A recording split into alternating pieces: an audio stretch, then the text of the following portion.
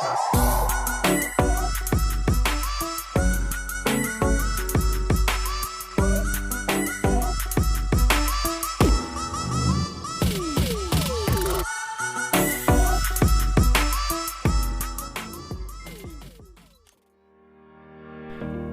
might have already guessed this, but photography for a lot of photographers is actually just kind of like playing around. And actually this right here is an example of a photographer playing around. I was on a trip recently across the country. I was going to visit some friends, and I was in the train station with my little tiny camera, my little like $5 digital camera, and I saw these lines on the floor. This is the ceiling. There's a glass ceiling above me, and it's reflecting down onto this really cool slate pattern floor, you know, this sort of stone floor. And I just thought, wow, that's really cool. It was early morning, and then there were people rushing by. This was like a main thoroughfare. It was like right here at the top, there were people walking by, and there was a cafe nearby, and I saw a bunch of them walking out with coffees in their hands. So I waited, and I just kind of put myself in a spot. And here I've got like 20 minutes for my trains to come before my train was coming, so I just kind of thought, okay, I'm just going to wait until I get one of these people here, and that's what I did. So I just was here. All I'm doing is playing with pattern and playing with shape and playing with texture. So that is the subject of today's lesson. We're going to do textures, we're going to do patterns, and what was the other one? Textures, patterns, and oh yeah, shapes. There we go. Alright, so how about we move on to the next image, and we'll talk about what I was doing here, which actually this is kind of a cool image because back here on this desk that you're seeing in the background, this is where Allversity happens. I make all of my videos here at my computer at my desk. And right here behind me you can see that I have got my clothes hanger. And the reason I put this is not a revolutionary image, this is not amazing, but you can see I've combined kind of two things that I really like to think about in photography. I see I've got this light coming in, so I've got a backlight coming in and shining on all of these clothes hangers here.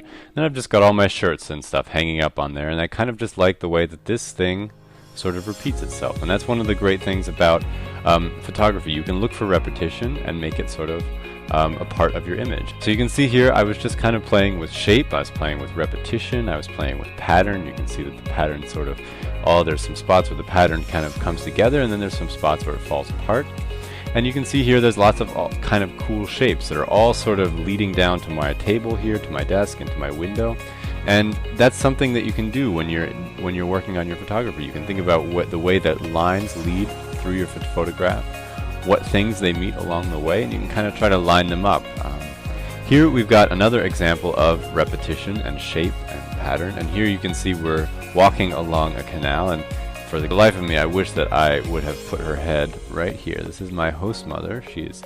I lived in Germany for a while when I was younger, and she put me up for a long time and is a very good friend of mine. And here we were just walking along the canal, and she was talking and thinking about a few things. And like I said, I wish I would have put her head in a different spot, but I kind of liked this sort of these lines that were happening here and these circles and the repetition right here that you can see. I wanted to make sure that that was a part of the image. So I didn't quite execute it perfectly, but it does give you kind of an example of ways that you can use repetition to make a more effective image. I think it kind of is a nice portrait of her, although like I said, I didn't do it exactly perfectly. Here you can see two examples of me just playing around with my camera and messing a little bit with repetition. You can even see reflection right here. At this one right here, I was standing on a grate, and I had sort of a bad lens, and I didn't exactly line this up perfectly. So you can see here that I kind of made a common mistake that you see in photography, where it's a little bit out of alignment, and it's just because I didn't line up my camera perfectly with what I was shooting. So that's one thing you want to watch for. You can see how the lines are sort of not falling perfectly into place, but it's kind of cool, and it was just sort of a fun photo that I took with I think I took this actually with my cell phone. So you can kind of take cool, interesting photos like that. And I take a lot of photos of my feet for some reason. I just took one a couple minutes ago when I was walking down the street. Here to the left, you can see I was at dinner one night, and I was at a restaurant, and there was a window that was open, and there was this old wall sort of behind it with paint and stucco and sort of cool stuff. And then there was like this piece of like maybe dirt coming down the window or something like that. I think that's bird poop, I'm not exactly sure. But you can see that there's a woman sitting here outside of the restaurant, and I just really like the light. I really like the way that was coming in, and I like the way that this pattern that's in the background, this sort of stucco-y pattern, sort of melds into this image and then sort of fades out as the light gets stronger. So you can see here the light in the foreground is not very strong, but as you get closer to the background, it sort of fades in, and I just really like the way it was doing that, so I took a photograph of it. And you can see here there's a very cool mixture of the pattern of the wall that's being reflected in the window and the wall that's behind the window, which I think is kind of cool, and you can play around with that sort of thing. So pattern doesn't necessarily need to be something that you directly see. It can be something that you're seeing through another thing, like a window.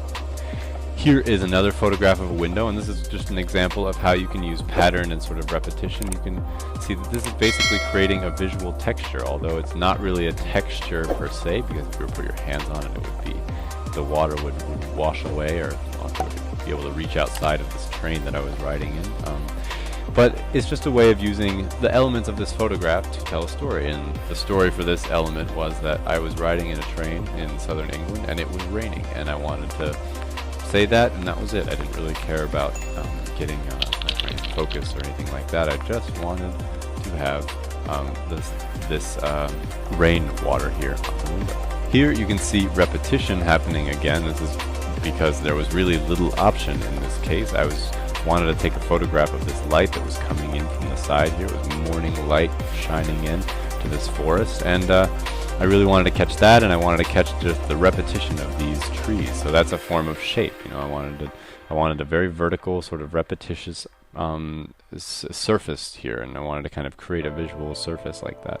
It's not the most amazing picture. Again, I wish that there was maybe some fog in here or something like that, or maybe if I would have been there a little earlier in the morning, it would have been a little more mysterious with a little bit less light.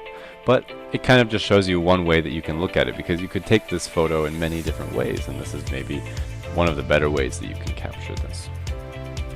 Now we can move on a little bit to using using shape and direction and pattern in sort of different ways, like in using them to sort of create a directionality for a photograph. So you can see here the far left image, this is my little sister Sadie hugging her horse, Jake.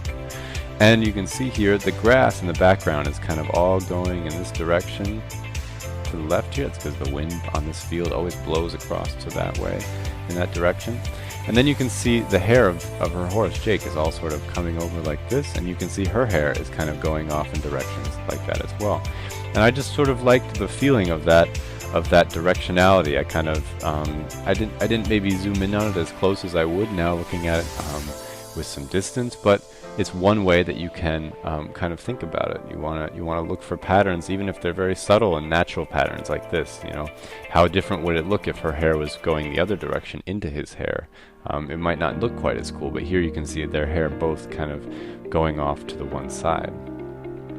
Here you can see an example of me doing the same thing I was doing before, minus my feet, and it's just me taking a self-portrait. This is me like hovering over this sort of funny grate here, and I was in what's called the Potsdamer Center here, the Sony Center in Berlin, and there was some cool blue light above me, some turning purple here you can see, and I just wanted to get my shadow on this very cool surface. So it was just me messing around with texture. I mean, again, this is just an iPhone photo, I think, nothing important, but this kind of gets at how you can use shape and pattern and texture to your advantage as a photographer.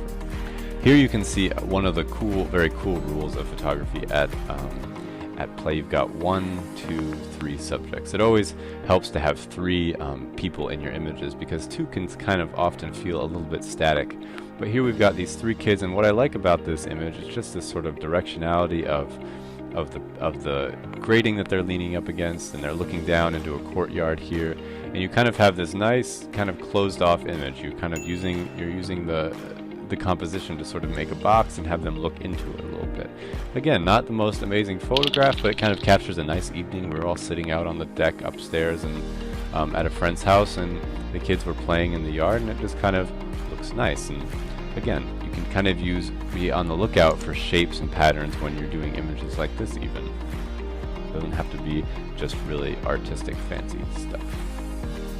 Here you can see my roommate Joseph, and we are out just hanging out in Berlin, and this is at a memorial that has a big tank, and we were messing around on this big sort of, well, it's not a tank, it's just a really big gun, and you can see him hanging off of it here.